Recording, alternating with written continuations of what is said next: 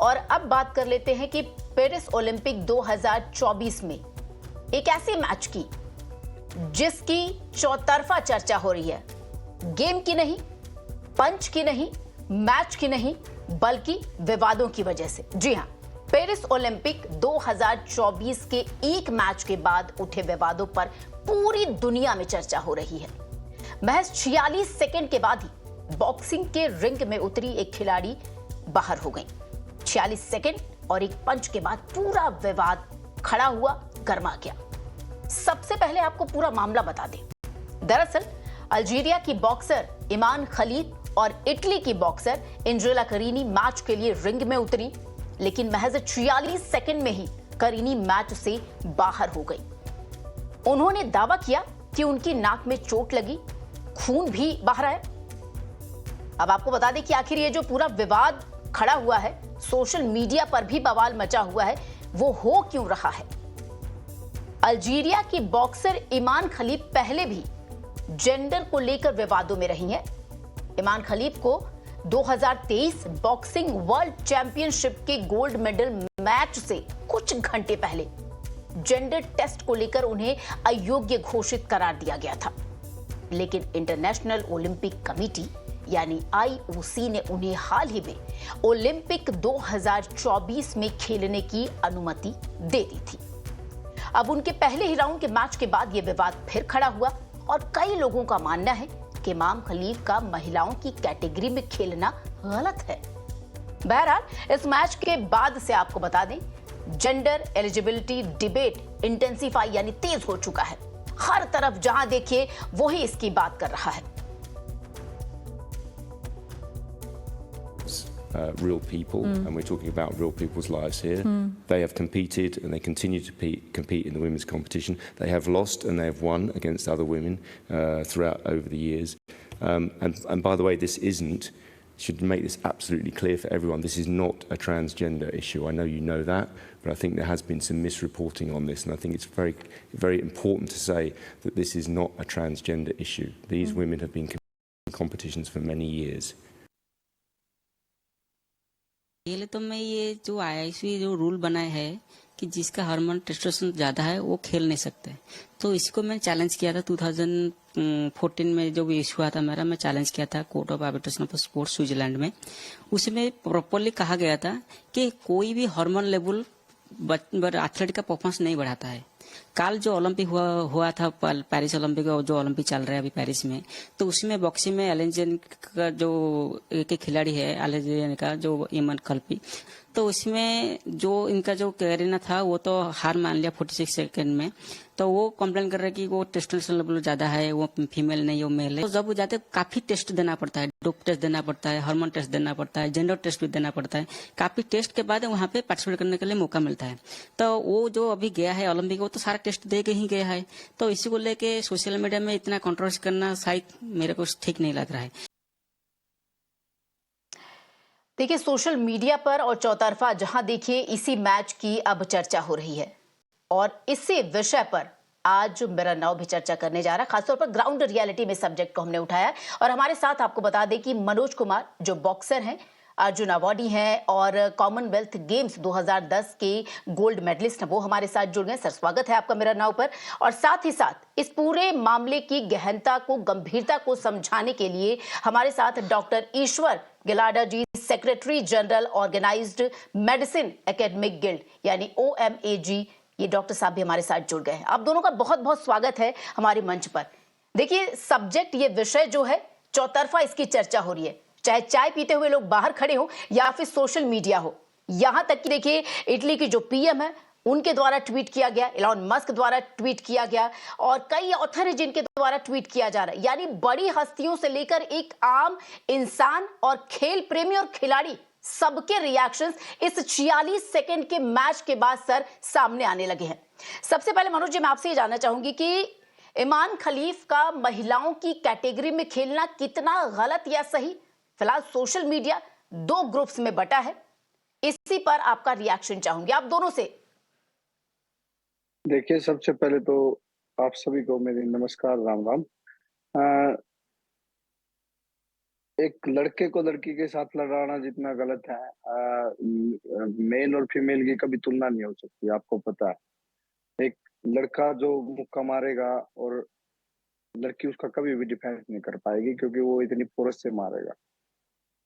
तो यहाँ बिल्कुल गलत हुआ। अगर इसकी जांच स्टार्टिंग में, जब फीमेल और मेल की स्टार्टिंग होती है, तो चेकअप होता है, मेडिकल होता है, सब कुछ होता है, तो उसी टाइम पे करनी चाहिए थी। और इतने ऊपर लेवल पे आने का क्या रीजन रहा जो आप अब मुद्दे उठे हैं, ये पहले उठने थे। जी, यानी ये जो अब हेलो। मुद्दे उठ रहे हैं ये पहले उठने थे, ये बात आप बिल्कुल यहाँ पर कह रहे हैं। हालांकि चर्चा सोशल बिल्कुल। मीडिया पर भी हो रही है और हमारे साथ आपको बता दें डॉक्टर भी जुड़े हुए हैं, उनसे समझना चाहेंगे। सर, आपसे जानना चाहेंगे कि कैसे एक महिला यानी विमेन खिलाड़ी से ये खिलाड़ी अलग होती हैं, और आपको क्या लगता है ये जो बवाल विवाद चर्चा सोशल मीडिया पर हो चाहे बाहर हो रहा है, इसका कोई औचित्य है? क्या कोई फर्क यहाँ पर नजर आता है? सबसे पहले तो आपका बहुत-बहुत धन्यवाद कि मुझे आपने इस चर्चा में बुलाया है। क्योंकि आज से 40 साल पहले मेरा जो डिसर्टेशन था, शुक्रिया sir. Post doctorate dissertation MD के लिए, ये था कि pattern of STDs among hijra cult. और जब मैंने हिजरा कल्ट की स्टडीज की, तब मैंने hermaphrodite, pseudo hermaphrodite, x-Y syndrome, ये सब की स्टडी की थी। और तब से मैंने आवाज उठाई कि ये ना मेल है, ना फीमेल है, ये तीसरा सेक्स है, थर्ड सेक्स है। और बहुत जगह आजकल थर्ड सेक्स को मान्यता मिल चुकी है। अब बात आती है कि यहाँ पे जो ओलंपिक में हो रहा है, जो कल्प है, कि उसको पहले बैन किया गया था 2023 में, और ये इसीलिए किया गया था कि उसका जो क्रोमोसोम है वो 46XY है। अब ये 46 सेकंड जैसा है, वैसा एक 46XY है। यूजुअली हमारा जो क्रोमोसोम होता है 44XY जो है वो मेल है, जहां पे Y आता है वो मेल होता है, और 44XX है वो फीमेल है। और जब अगला जनरेशन आता है तो फीमेल में से जो आता है 22X आता है, और मेल में से आता है 22X या 22Y। अगर X के साथ X जमा तो वो फीमेल बनती है, और X के साथ Y आ गया तो 44XY होके वो फीमेल मेल बनता है। अब इसके अंदर क्या होगा कि क्रोमोसोम एक्स्ट्रा है, तो उसके अंदर एक सूडो हर्माफ्रोडाइट होता है, जिसको कहते हैं ये 46XY, यानी इसका मतलब DSD, डिफरेंशिएटेड सेक्सुअल आइडेंटिटी और सेक्सुअल डेवलपमेंट। तो जब डिफरेंशिएटेड है, वो डिफरेंशिएट नहीं हुआ है, और इसके अंदर कुछ मेल के कैरेक्टर है, कुछ फीमेल के कैरेक्टर है। तो अगर ओलंपिक सिस्टम के अंदर हर प्रकार का चेकअप है, जो क्रोमोसोम भी चेकअप है, टेस्टोस्टेरोन भी चेकअप है, और उसके अंदर उसके मेल कैरेक्टरिस्टिक ज्यादा है, तो वो इंसान एक तो मेल बोल के खेल सकता है, या फिर एक थर्ड सेक्स का एक ओलंपिक ने क्रिएट करना चाहिए कि थर्ड सेक्स का अलग ओलंपिक है। वो जो मेल कैरेक्टर का इंसान है, वो फीमेल के साथ कैसे खेल सकता है? क्योंकि उसका जो फिजिक है वो मेल का है, और इसीलिए तो ओलंपिक ने मेल फीमेल अलग अलग क्रिएट किए। नहीं तो ओलंपिक मेल फीमेल का एक ही करता था। तो मेल का फिजिक अलग है, फीमेल का फिजिक अलग है। और जिस महिला ने ये वहां से 46 सेकंड में छोड़ के चली गई, वो अच्छा किया, उसने बहुत अच्छा डिसीजन था उसका, नहीं तो बेचारी मार खाती हो। तो ये बहुत बड़ा चर्चा का विषय है। ये विषय और भी बड़ा बनना चाहिए, लोगों में चर्चा होनी चाहिए। थर्ड सेक्स का अलग से जी। ओलंपिक जैसा जो हैंडीकैप लोग का अलग होता है, पैराप्लेजिक का अलग होता है, वैसा थर्ड सेक्स का अलग ओलंपिक होना जी। चाहिए, या इसी के अंदर थर्ड सेक्स की कैटेगरी क्रिएट करना चाहिए। और जिसका इंसान का XY है, भले ही वो फीमेल दिखता है या फीमेल बनकर रहना चाहता है, या कैस्ट्रेशन करा के, बिकॉज ये हिजरा कल्ट है, अलग है। सॉरी, मैंने आपको पूरा एक्सप्लेन नहीं किया। हिजरा कल्ट के अंदर ये पैदाइशी हर्माफ्रोडाइट है, स्यूडो हर्माफ्रोडाइट नहीं है। ये पैदाइशी मेल है और बाद में फीमेल बनते हैं। वो फीमेल सर्जरी डॉक्टर करता है, उसको हम लोग यूनक कहते हैं, ट्रांससेक्सुअल कहते हैं। ट्रांसवेस्टाइट यानी मेल होके फीमेल के कपड़े पहनता है, और जिसकी सर्जरी उनके यानी सर्जरी यानी मेल जेनिटल काटने का काम उन्हीं कल्ट के लोग करते हैं, जिसको दाई माँ कहते हैं, उसको हम लोग हिजड़ा कहते हैं या यूनक कहते हैं। लेकिन हिजड़ा कल्ट के अंदर ये तीनों लोग हैं, ट्रांससेक्सुअल, ट्रांसवेस्टाइट और यूनक। यूनक जिसकी सर्जरी या जेनिटल काटने का काम उनके कल्ट ने किया है, डॉक्टर ने नहीं किया है। ट्रांससेक्सुअल यानी जब काटते समय वो लोग क्या करते हैं कि उसका मेल पार्ट निकालकर बनाते समय फीमेल पार्ट जैसा बना देते हैं, जी लेकिन पूरा फीमेल पार्ट नहीं बनता है क्योंकि वजाइनल कैनाल पूरी नहीं बन सकती है, यूटेरस अंदर होता ही नहीं है क्योंकि वो मेल पैदा हुआ है। तो ये हिजड़ा कल्ट अलग है, लेकिन जो जी जी बिल्कुल। 46XY बोल के पैदा हुए हैं या यानी ट्रू आप हर्माफ्रोडाइट है जी वो अलग यानी है। आप ये कह रहे हैं कि इनका मैच जो है वो अलग से होना चाहिए, किसी भी महिला प्लेयर के साथ नहीं नहीं, होनी चाहिए ये नहीं हो मैचेस।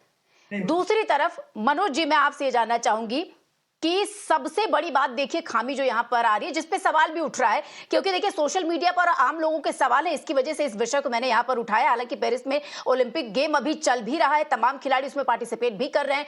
पिछले साल अगर मनोज जी देखा जाए तो पिछले साल चैंपियनशिप से अंतरराष्ट्रीय मुक्केबाजी संघ द्वारा अयोग्य घोषित किया गया था, और इतने अहम जो गोल्ड मेडल के लिए मैच था उससे चंद घंटे पहले यह किया गया था।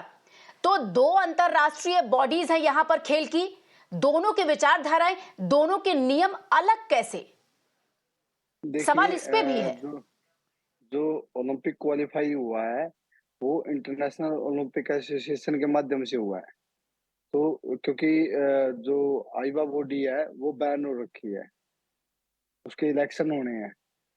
तो जो इंटरनेशनल ओलंपिक एसोसिएशन है उन्होंने अपना वर्ल्ड बॉक्सिंग से जो मांगे हैं डॉक्टर सब कुछ पूरा पैनल जो पूरे टीम होती है, तो इसके मतलब कि फेडरेशन के चलते चलते आईओए ने अच्छे से जांच नहीं की इसकी। इंटरनेशनल ओलंपिक एसोसिएशन का पहले अच्छे से जांच करना जरूरी था। तो दो बॉडी जहां बैन चल रही है उनके उसमें इसको बेनिफिट मिल गया, जो लड़का बन के खेल गया, लड़की बन के खेल गया, इसका अलग जी वो बिल्कुल। देखिए निकालना यहां चाहिए। पर नियमों की किस जी डॉक्टर साहब ने बड़े अच्छे से समझाया हमें बिल्कुल मनु जी, कि आप लोगों से चाहूंगी कि आप लोग बने रहिए। इस बीच देखिए क्या कुछ कहा गया है इंटरनेशनल ओलंपिक संघ द्वारा, उसकी तरफ से क्या प्रतिक्रियाएं सामने आई, हालांकि पूरी तरीके से खुद को डिफेंड करते हुए क्या कुछ कहा है। सबसे पहले दर्शकों को बाइट एक बार फिर से सुनाना चाहते हैं। This involves real people, and we're talking about real people's lives here. They have competed and they continue to compete in the women's competition. They have lost and they have won against other women throughout over the years. And by the way, this isn't, should make this absolutely clear for everyone, this is not a transgender issue. I know you know that, but I think there has been some misreporting on this, and I think it's very, very important to say that this is not a transgender issue. These women have been competing in competitions for many years.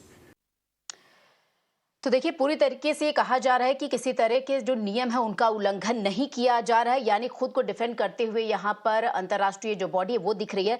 Manoj ji, द्युति चंद आपको याद ही होंगी, कुछ ऐसी ही चीजें उनके साथ भी हुई थी, हालांकि उनकी भी जो प्रतिक्रिया है वो सामने आई है। मैं चाहूंगी कि एक बार फिर से द्युति चंद की बाइट भी प्ले की जाए ताकि आप लोग भी एक बार फिर से सुन सकें और हमारे दर्शक भी। पहले तो मैं ये जो आईआईसी जो रूल बनाए है कि जिसका हार्मोन टेस्टोस्टेरोन ज्यादा है वो खेल नहीं सकते, तो इसको मैं चैलेंज किया था 2014 में जो भी इशू हुआ था मेरा, मैं चैलेंज किया था court of arbitration of sports Switzerland में। उसमें प्रॉपरली कहा गया था कि कोई भी हार्मोन लेवल एथलीट का परफॉर्मेंस नहीं बढ़ाता है। कल जो ओलंपिक हुआ था पेरिस ओलंपिक, जो ओलंपिक चल रहा है अभी पेरिस में, तो उसमें बॉक्सिंग में एलेंजन का जो एक खिलाड़ी है एलेंजन का जो ईमन कल्पी, तो उसमें जो इनका जो कैरिना था वो तो हार मान लिया 46 सेकंड में। तो वो कंप्लेन कर रहे हैं कि वो टेस्टोस्टेरोन लेवल ज्यादा है, वो फीमेल नहीं वो मेल है। तो जब वो जाते काफी टेस्ट देना पड़ता है, डोप टेस्ट देना पड़ता है, हार्मोन टेस्ट देना पड़ता है, जेंडर टेस्ट भी देना पड़ता है। काफी टेस्ट के बाद वहाँ पे पार्टिसिपेट करने के लिए मौका मिलता है। तो वो जो अभी गया है ओलंपिक, वो तो सारा टेस्ट दे के ही गया है। तो इसी को लेके सोशल मीडिया में इतना कंट्रोवर्सी करना शायद मेरे को ठीक नहीं लग रहा है। आप दोनों मेहमान मेरे साथ जुड़े हुए हैं, दोनों ने ही ये प्रतिक्रियाएं सुनी। अब आप दोनों से एक एक करके मैं इस पर रिएक्शन चाहूंगी, क्योंकि ये भी खिलाड़ी हैं हमारे देश की। देखिए मैडम, मैं बोलना चाहूंगा पहले, बॉक्सिंग खेल जी में और एथलेटिक में दिन रात का अंतर है। उसमें कोई मार नहीं खाता, ना ही कोई मारता। एथलेटिक में सिर्फ दौड़ना है, अपनी एनर्जी, फुल एनर्जी के साथ। और मुक्केबाजी में जो एनर्जी लगती है, जो पावर मारी जाती है, तो एक आप ग्राउंड पे जाओगे, छोटा बच्चे है ना, छोटे बच्चे, तो आप एक जेंडर लड़का, अगर कोई छोटा बच्चा है और उसको आप बड़ी लड़की के साथ भी फाइट कराओगे, तो वो मार नहीं खाएगा, मारेगा। तो ऐसे में मैं चाहूंगा कि जो हमने देखा है, और अभी दूती चंद ने बताया है कि अ, इतने टेस्ट के बाद उसमें पार्टिसिपेट मिलता है, तो जो अ, जी इसने टेस्ट में पहले इसको बैन किया गया था, और आईओए ने इसको कैसे खेलने दे दिया। फिर अगर या तो जो इंटरनेशनल ओलंपिक एसोसिएशन है, उन्होंने गलत किया, या फिर जो पहले ये इंटरनेशनल एमेचर एसोसिएशन थी, उसने बैन कर दिया, तो वो गलत है या ये गलत है। तो इसका फैसला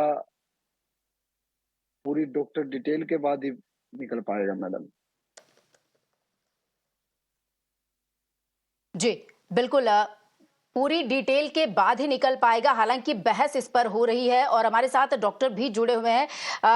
डॉक्टर ईश्वर, आपसे भी जानना चाहूंगी कि हालांकि खिलाड़ी भी कह रही हैं कि ये जो हार्मोन्स हैं, ये खेल से इनका कोई लेना देना नहीं है। हालांकि वहीं मनोज जी की जो प्रतिक्रिया है या जो उनके विचार है, बिल्कुल इससे अलग हैं कि अगर आप दौड़ रही हैं तो वो अलग बात है, लेकिन अगर बॉक्सिंग है तो उसमें अलग बात है। तो सवाल ये भी उठ रहा है, क्या अलग अलग गेम के हिसाब से अब ये टेस्टिंग भी होनी चाहिए आगे से? नहीं नहीं, मैं आपको ये बताना चाहूंगा कि मनोज जी सही कह रहे हैं, और उनका जो मानना है कि हार्मोन से कुछ फर्क नहीं पड़ता। अगर ऐसा होता तो फिर डोपिंग का टेस्ट ही नहीं होता, कि डोपिंग में हार्मोन नहीं लिया जाता है। तो डोपिंग का जो टेस्ट होता है कि आपने हार्मोन लिया कि नहीं लिया, स्टेरॉइड लिया कि नहीं लिया, उसी लिए होता है। लेकिन ये पूरा मामला अलग है। अगर पहले उसका सब चेकअप हुआ है, ऐसा है, तो पहले तो 2 ही सेक्स थे, अभी तीसरा सेक्स कहां से आ गया? तो मैंने 40 साल पहले डिमांड की थी कि थर्ड सेक्स चाहिए। मैं जेजे अस्पताल में मैंने इंडिया का पहला एड्स क्लिनिक बनाया, तो मैंने थर्ड सेक्स का कॉलम खोला। गवर्नमेंट के अंदर बोला जी कि आपने थर्ड सेक्स कैसे किया? बोला जो मेल भी नहीं है, फीमेल भी नहीं है, तो उसको मैं थर्ड रखूंगा। अभी आप थर्ड सेक्स को चलिए सर। मान्यता मिल गई। जी अब थर्ड सेक्स के नाम से पासपोर्ट मिलता है, थर्ड सेक्स के नाम से आपको इलेक्शन कार्ड मिलता है। टीएन शेषन जब चीफ इलेक्शन कमिश्नर थे, मैं उनको जाके मिला था कि आपने हिजड़ा लोगों को या थर्ड सेक्स को इलेक्शन का राइट क्यों नहीं दिया है, वोटिंग का राइट। जी बिल्कुल उसके बाद में 2-3 साल बिल्कुल, से वेट। तो मनोज कुमार 1989 की जी बात है। तो और डॉक्टर पहले नहीं ईश्वर होता, जी, पहले समय की पाबंदी है, इस चर्चा को मैं यहीं पर खत्म करना चाहूंगी और आप दोनों का बहुत बहुत शुक्रिया मेरा नाव की इस चर्चा में शामिल होने के लिए और अपने विचार हमारे साथ साझा करने के लिए। शुक्रिया सर। तो बहरहाल आपको बता दें, ये चर्चा का विषय है, बवाल और विवाद दोनों उठ रहे हैं, चाहे सोशल मीडिया हो चाहे ग्राउंड पर आप जाकर देखें तो हर जगह पर सिर्फ और सिर्फ आज इसी मैच के जो 46 सेकंड का मैच हुआ, एक पंच 46 सेकंड, उसी पर पूरी चर्चा चल रही है। बहरहाल